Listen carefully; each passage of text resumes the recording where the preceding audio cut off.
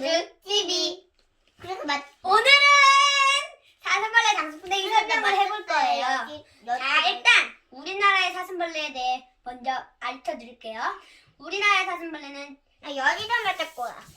17종류가 있어요. 근데 많아 보이지만 원래는 사슴벌레 전 세계 1100종류가 있는데 우리나라는 그에 비해 적은 거예요. 자, 그러면은 우리나라에서 가장 쉽게 볼 수 있는 사슴벌레부터 알아보도록 하겠습니다.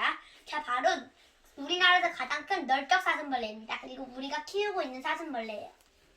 자, 그리고 널쩍 사슴벌레는 사람들이 많이 키워요. 왜냐면 수명도 2년에서 3년이고 가장 활발하게 행동하는 사슴벌레이기 때문이에요. 그리고 우리나라에서 가장 힘이 세기도 해요. 우리나라에서 가장 특이한 조금 특이한 사슴벌레가 있어요. 바로 톱사슴벌레예요. 톱사슴벌레는 다른 사슴벌레와 다르게 몸 색깔도 약간 붉은빛이고 약간 빨강색에서 보라색, 빨간빛에서 자주색이에요. 그리고 다른 사슴벌레와 다르게 겨울잠을 자지 않아요. 그 사슴벌레는 조금만 건드려도 막 물어서 엄청 성격이 사납기로 알려져 있고 가장 큰 이유로 사람들이 안 키워요. 왜냐면은 사슴벌레 톱사슴벌레 애벌레로 얼음까지 키우는 사람들도 있잖아요, 분들도. 그러면은 온도가 1도 2도만 높아도 1도 2도만 높아도 막 이상하게 뿌리 원래 이렇게 자라야 되거든요. 이렇게 약간 이렇게. 근데 막 이렇게 자라고 삐뚤게 자라고 이렇게 자라고 이렇게 자라고 이렇게 자랄 수가 있어요. 그래서 그건 안 될 것 같고. 그래서 사람들이 많이 안 키워요. 그리고 왕사슴벌레는 턱이 뭐라고 말해야 되는지 모르지만 이렇게 동그랗게 돼 있고 여기가 이렇게 돼 있고 성격이 온순해요. 그리고 애사슴벌레는 아주 조그매요. 널쩍 사슴벌레가 요만하면 애사슴벌레는 요만해요. 자, 그러면은 이제 가장 기본적인 사슴벌레는 이 정도였고 이제 또 우리나라에 살지만 많이 볼 수 없고 수명이 짧고 비슷한 사슴벌레에 대해 알려드릴게요. 참 널쩍 사슴벌레는 이름도 비슷하고 널쩍 사슴벌레처럼 생겼는데 뿔이 약간 좀 동글게 돼 있어요. 그리고 다리에 가시돌기가 없어요.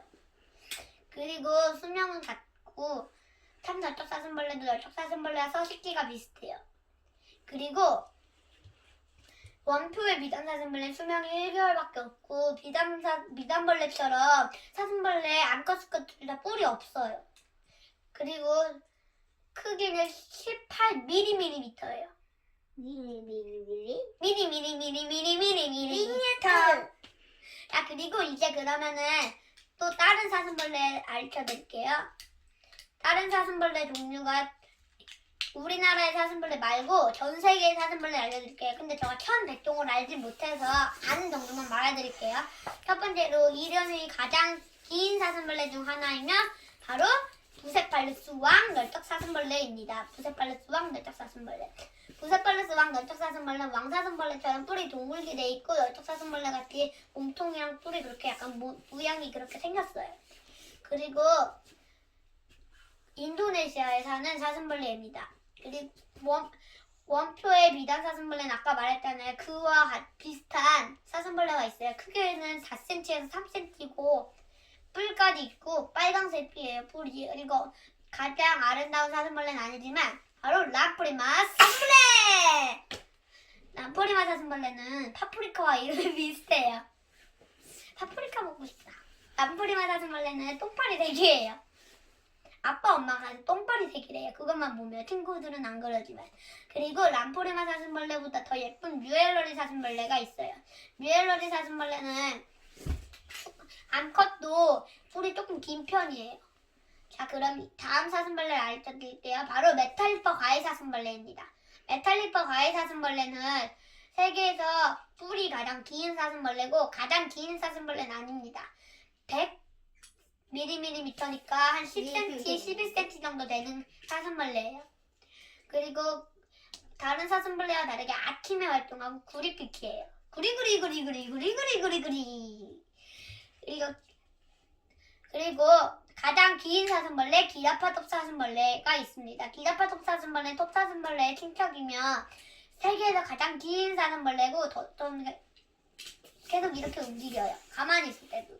널떡사슴벌레나 다른 사슴벌레들도 이렇게 그냥 천천히 움직이는데 걔만 이렇게 움직여요. 그리고 기라파톱사슴벌레는 기린이란 뜻이에요. 라틴어로. 자, 그러면은 다음 사슴벌레를 알려드릴게요. 바로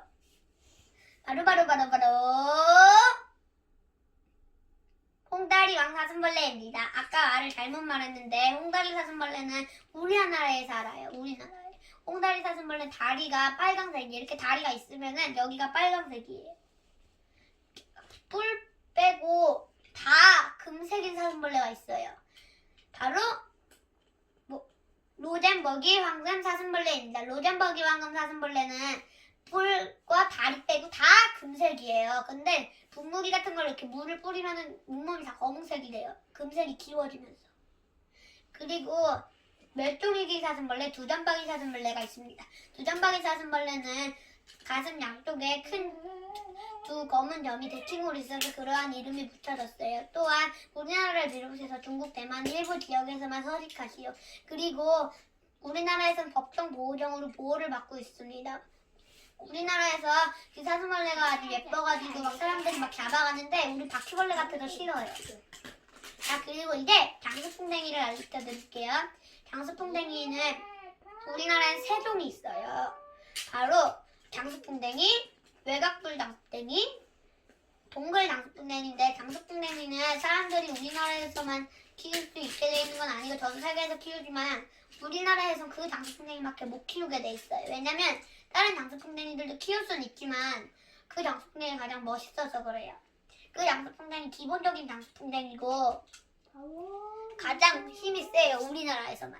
그리고 맷불각 장수풍뎅이는 육식이어서 미럼도 먹고 곤충 젤리도 먹는 수컷 암컷 둘 다 뿔이 없는 장수풍뎅이입니다. 동글 장수풍뎅이는 저도 최근에 알았고 모르는 분들이 많아요. 100명 중에 99명이 모를 거예요. 동글 장수풍뎅이 그냥 풍뎅이처럼 이렇게 돼 있고 줄무늬가 이렇게 주황색 줄무늬가 있어요. 암컷 수컷 둘 다 뿔이 없고 그런 장수풍뎅이입니다. 그 다음 전 세계 장수풍뎅이를 알려드리겠습니다. 코카사스 장수풍뎅이는 많이 알려진 장수풍뎅이고 세계에서 가장 센 곤충이자 장수풍뎅이에요. 뿔이 3개나 달렸고 코카사스 장수풍뎅이는 아시아에서 가장 센 곤충이기도 하지만 그 곤충은 아무도 이기지 못하는 거잖아요. 근데 이기는 곤충이 아직까지 발견되지 않았을 뿐 있긴 있을 겁니다. 아마 아직 발견하지 못한 곤충이 있을 거 아니에요. 그 곤충이 코카사스를 이길 수도 있습니다. 크기는 12cm 정도 되고요. 다리 길이가 매우 길어요. 코카사스 장수풍뎅이는 약간 몸이 막 빛나요. 그다음 헤라클레스 장수풍뎅이를 알려드리겠습니다. 헤라클레스 장수풍뎅이 이렇게 뿔이 이런 모양으로 있고 이렇게 이쪽이 더 길고 이쪽은 약간 이렇게 휘어져 있어요. 헤라클레스 왕 장수풍뎅이는 세계에서 가장 큰 장수풍뎅이여서 아시아에 인도네시아가 있잖아요. 인도네시아에서 가장 긴 장수풍뎅이로 발표되었고 17cm나 되는 것도 발견이 되었다고 해요. 자, 그리고 다음으로 알려드릴게요. 다음은 부세팔루스, 그건 아까 했지. 그렇구나.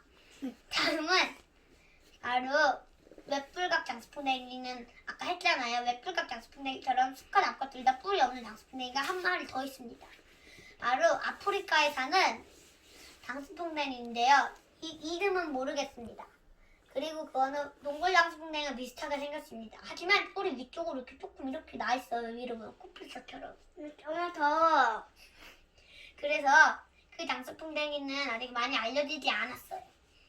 그 다음 바로 모렌피카 장수풍뎅이인데 저도 잘은 모르지만 코카사스 장수풍뎅이와 매우 비슷하지만 가시줄기가 이렇게 밑으로 봤을 때 이렇게 있는데 코카사스는 이렇게 가시줄기가 이렇게 있는데 없어요. 그냥 이렇게 쭉 돼 있어서 그걸로 구분을 하시면 됩니다. 자, 그 다음은 이게 곤충을 채집해서 키우는 방법을 알려드리겠습니다. 장수풍뎅이는 8월, 9월 중순에 가장 활발하게 행동을 해서 그때 잡으면 돼요.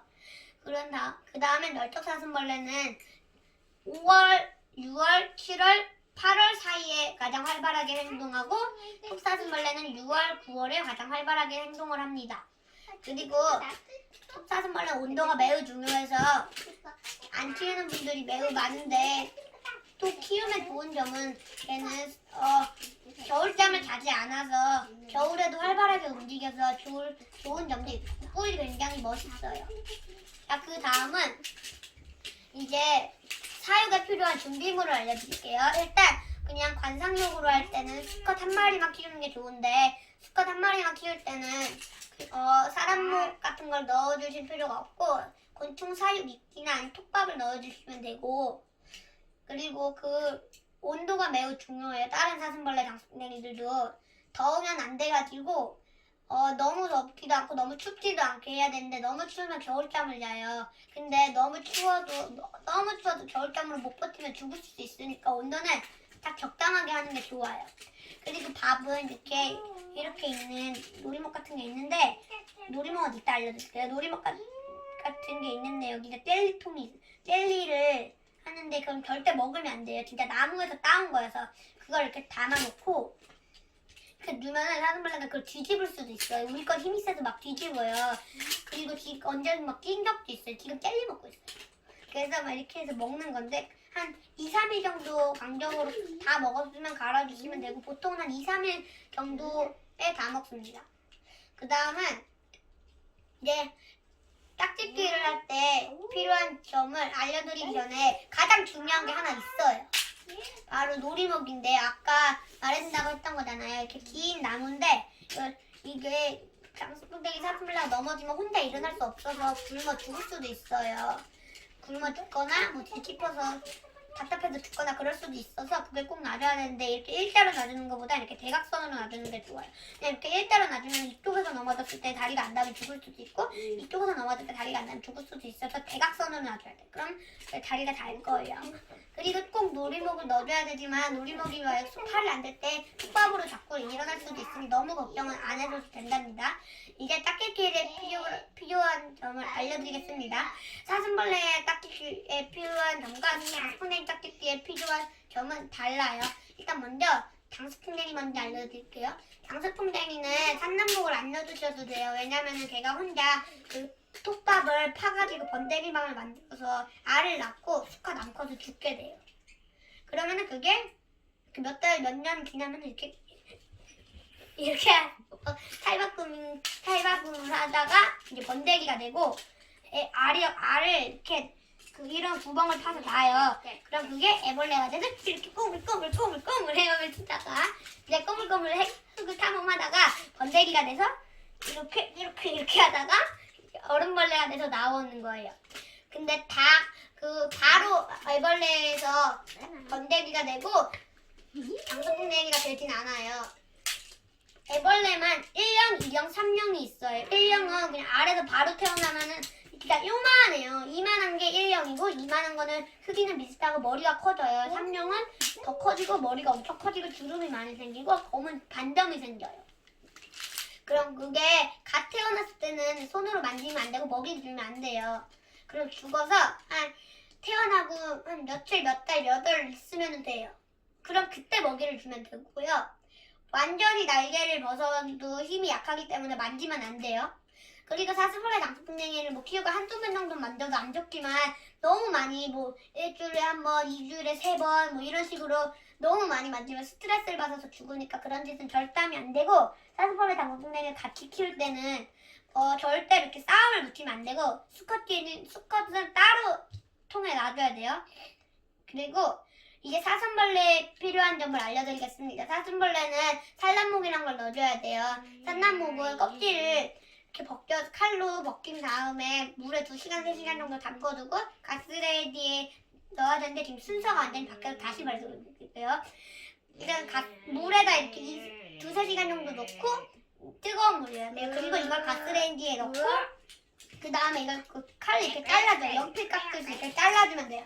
그리고 껍질을 왜 굳이 깎아줘야 되냐면 암컷이 깔 수는 있지만 암컷이 산란목에 껍질을 까다가 힘을 다 써서 배가 고파서 젤리를 먹을 수도 있지만 애벌레와 수컷 장수풍뎅이를 먹을 수도 있어요. 수컷 사슴벌레를. 그래서 그 껍질은 반드시 까줘야 되고, 그러면은 사슴벌레가 애벌레가 나올 구멍까지 계산을 해서 막 넣어요. 그럼 거기다 알을 넣으면 거기서 이게 애벌레, 어른, 성충이 되는 거예요. 그러면은 사슴벌레도 장수풍뎅이와 마찬가지로 갓 태어났을 땐 만지면 절대로 안 돼요. 자, 그러면 이제 키우는 법은 알았고, 자, 그럼 이제 OX 퀴즈가 들어가겠습니다. OX 퀴즈 타임! 뭐가 나와? 맞습니다. 1부. 여러분, 부건이 오늘이 얼굴을 한 번도 안 했죠? 부건아, 빨리 와. 안 할래. 자, 그럼 여기서 맞춰. 자, 사슴벌레의 천적, 말이 못한 게 있는데, 사슴벌레의 천적은 진드기, 홍조배열, 그리고 마지막으로 새입니다. 홍조배열은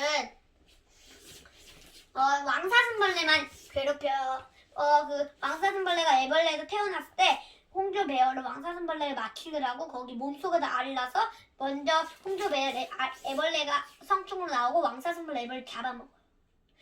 그리고 진드기는 톱밥에서 생겨나서 진드기가 만약 사슴벌레 양수풍뎅이 몸에 붙었을 때는 일단 톱밥을 냉동실에 넣어주고 사육통을 더운 데에 놔두세요. 따뜻한 곳 말고 햇빛이 많이 들어오는 곳이요. 그리고 사슴벌레 몸에 붙은 거는 장수풍뎅이도 마찬가지로 이렇게 몸에 붙은 거를 이렇게 칫솔로 떼주고 흐르는 물로 이렇게 닦아주세요.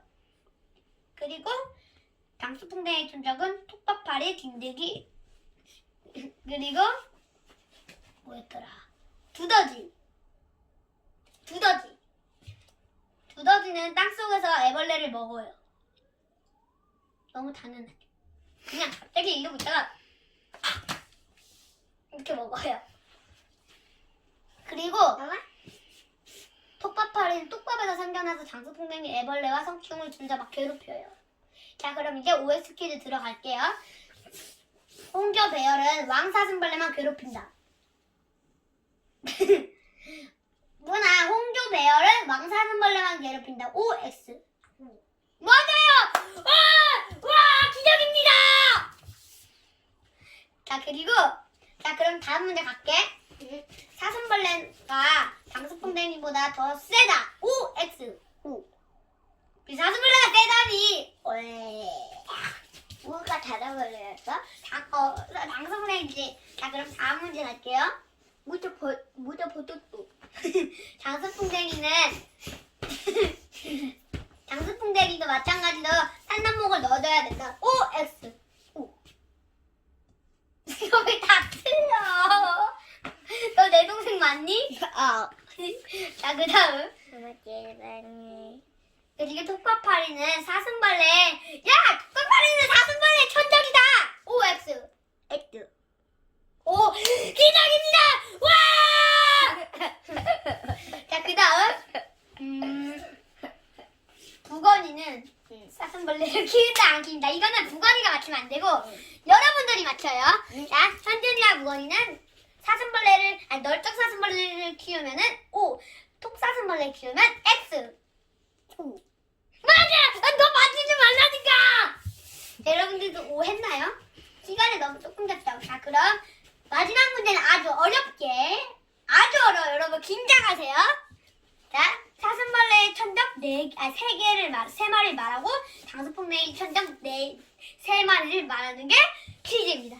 자, 여러분, 장수풍뎅이 천적은 5초 후에 발표하겠습니다. 사슴벌레의 천적은 10초 후에 1, 2, 3, 4, 5. 여러분 시간을 조금만 더 줄게요. 그럼 8초로 6, 7, 8. 자, 알려드릴게요. 바로 톱밥파리, 진드기, 두더지였습니다. 자, 그럼 이번엔 사슴벌레 천적 1, 2, 3, 4, 5, 6, 7, 8, 9, 10. 바로 홍조배열, 진드기, 새인가? 새! 딱따구리, 특히 딱따구리. 새였습니다. 자, 그럼